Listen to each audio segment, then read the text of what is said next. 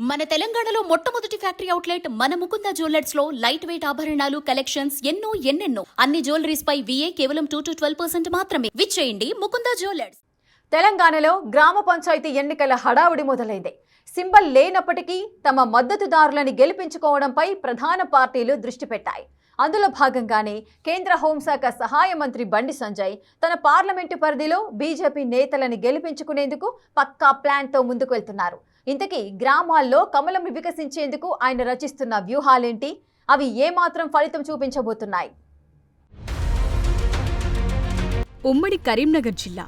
ఈ జిల్లా స్పెషాలిటీ ఏంటంటే ఇక్కడ 3 ప్రధాన పార్టీలు బలంగా ఉన్నాయి. అధికార కాంగ్రెస్ తో పాటు విపక్ష బీఆర్ఎస్, బీజేపీలు కూడా సై అంటే సై అనుకునేలా ఉంటాయి ఎప్పుడు. అందుకే పంచాయతీ ఎన్నికల్లో తమ మద్దతుదారులను గెలిపించుకుని సత్తా చాటాలని ఇప్పటికే గ్రౌండ్ లోకి దిగాయి కూడా. ముఖ్యంగా తాము ప్రాతినిధ్యం వహిస్తోన్న నియోజకవర్గంలో పట్టు సాధించడంపై నేతలు దృష్టి పెడుతున్నారు. అందులో భాగంగానే కేంద్ర హోంశాఖ సహాయ మంత్రి బండి సంజయ్ ఓ అడుగు ముందున్నట్టు కనిపిస్తోంది. గతంలోనే బీజేపీ మద్దతుదారులు గెలిపించటమో, ఏకగ్రీవం చేయటమో చేస్తే ఎంపీ కోట ద్వారా 10 లక్షల నిధులిస్తామని హామీ ఇచ్చారు బండి సంజయ్. గ్రామ పంచాయతీ ప్రజలను ఏకం చేసి అభివృద్ధి వైపు దృష్టి సారించేలా ప్రోత్సహించేందుకే ఈ నిధులను ప్రకటించాలని నిర్ణయించినట్టు తెలిపారు.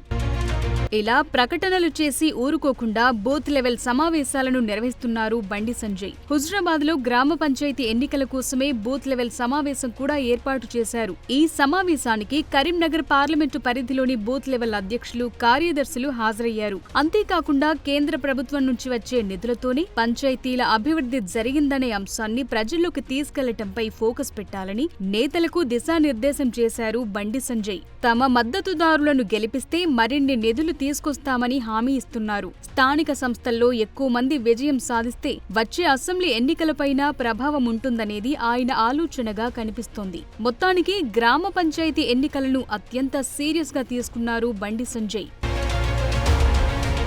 2 సార్లు కరీంనగర్ నుంచి ఎంపీగా గెలిచారు బండి సంజయ్. కరీంనగర్ ఎమ్మెల్యేగా పోటీ చేసి ఓడిపోయారు. కానీ కరీంనగర్ పార్లమెంటు పరిధిలోని అన్ని నియోజకవర్గాల్లో గతంలో కంటే బీజేపీ క్యాడర్ ఇప్పుడు పెరిగింది. సర్పంచ్గా, ఎంపీటీసీ, జెడ్పీటీసీ, ఎంపీపీలుగా బీజేపీకి చెందినవారుంటే వచ్చే అసెంబ్లీ ఎన్నికల నాటికి గట్టి పోటీ ఇవ్వొచ్చని బండి సంజయ్ భావిస్తున్నారు. ఇందుకోసం ఇప్పటికే గ్రౌండ్ వర్క్ స్టార్ట్ చేశారు.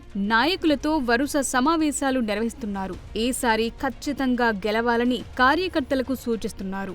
కేంద్ర ప్రభుత్వ పథకాలు, ఆ పథకాల కారణంగా పంచాయతీలకు వచ్చే నిధుల విషయాన్ని గ్రామాల్లో ఇంటింటికి తీసుకువెళ్లాలని సూచిస్తున్నారు. నిజానికి బండి సంజయ్ మాత్రమే కాదు, బీజేపీ హైకమాండ్ ఈ ఎన్నికలపై స్పెషల్ ఫోకస్ పెట్టింది. ప్రధానంగా ఉత్తర తెలంగాణ జిల్లాల్లో మెజార్టీ పంచాయతీలు తమ ఖాతాలో వేసుకోవాలనేది బీజేపీ నేతల లక్ష్యం. ముఖ్యంగా పార్టీ ఎంపీలు, ఎమ్మెల్యేలు ప్రాతినిధ్యం వహిస్తున్న ఆదిలాబాద్, నిజామాబాద్, కరీంనగర్, మెదక్, రంగారెడ్డి, మహబూబ్ నగర్ లోని గ్రామాలపై ప్రత్యేకంగా దృష్టి సారించినట్లు కనిపిస్తోంది. ఆ ప్రాంతాల్లో అత్యధిక సర్పంచ్ స్థానాలను గెలిపించుకోవాల్సిన బాధ్యతలను హైకమాండ్ ప్రజాప్రతినిధులు అప్పగించింది. అందుకే బండి సంజయ్ ఈ ఎన్నికలపై ఎక్కువగా ఫోకస్ చేసినట్టు కనిపిస్తోంది. ఎందుకంటే బండి సంజయ్ కేవలం ఎంపీ మాత్రమే కాదు, కేంద్ర మంత్రిగా కూడా ఉన్నారు. అలాంటి నేత ప్రాతినిధ్యం వహిస్తోన్న నియోజకవర్గంలో జరుగుతున్న పంచాయతీ ఎన్నికల్లో ఓడటం అనేది పరువు పోయే పరిస్థితి. అందుకే ఈ ఎన్నికలను బండి సంజయ్ చాలా ప్రతిష్టాత్మకంగా తీసుకున్నట్టు కనిపిస్తోంది.